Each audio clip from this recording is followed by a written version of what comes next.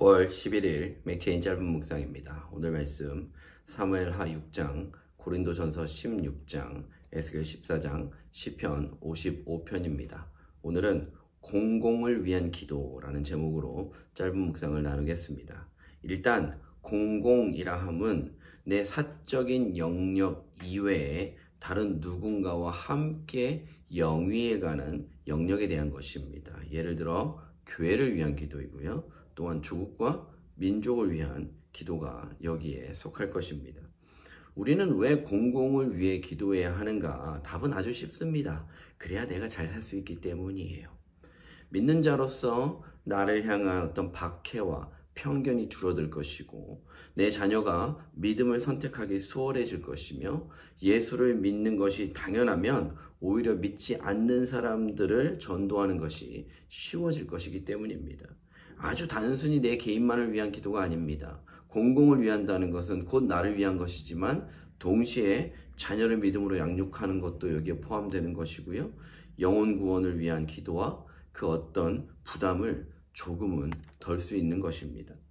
그렇다면 반대로 공공을 위한 기도가 줄고 사회가 죄악 가운데 거하게 되면 어떻게 될까요? 에스겔 14장의 말씀처럼 그곳에 노아와 다니엘과 욥이 있을지라도 이들은 자기들의 생명만 건질 뿐 그 자녀들의 구원조차도 어려워지게 될 것이라고 말합니다. 한국교회 젊은이들이 줄어드는 이유가 무엇일까요? 물론 믿음의 기성세대가 믿는 자로서 바른 모습을 보여주지 못한 것도 맞습니다. 하지만 이에 따르는 어떤 부가적인 요인들을 따져보자면 우리 때처럼 지금은 주변에 믿는 친구들이 별로 없습니다. 교회 가는 것이 당연한 것이 더 이상 아니고 오히려 그 좋은 날 교회에 가는 그 바보처럼 여겨지는 그 모습이 팽배한 것이지요.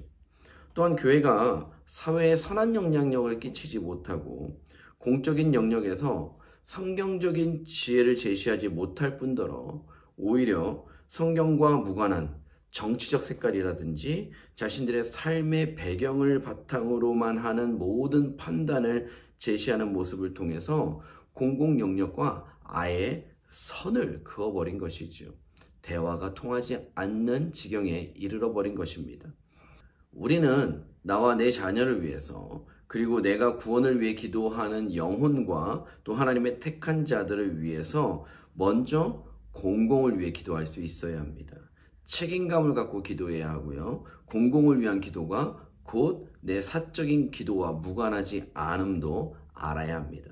더 나아가서 우리는 실천적으로 참여할 수 있어야 합니다. 누군가는 자신의 일터와 학교에서 믿는 자로서 소금과 빛의 역할을 감당해야 할 것이고 교회 전체적으로는 이 사회에 바른 성경적 대안을 내놓을 수 있어야 할 것입니다. 사랑하는 그나라교회 성도 여러분, 교회와 나라와 민족을 위해 기도할 수 있기를 바랍니다. 또한 그리스도인으로서 예수님을 믿는 그리스도인으로서 책임을 갖고 내 일터에서 학교에서 생활할 수 있기를 바랍니다. 이것이 우리에게 주시는 하늘의 복인 줄 믿습니다.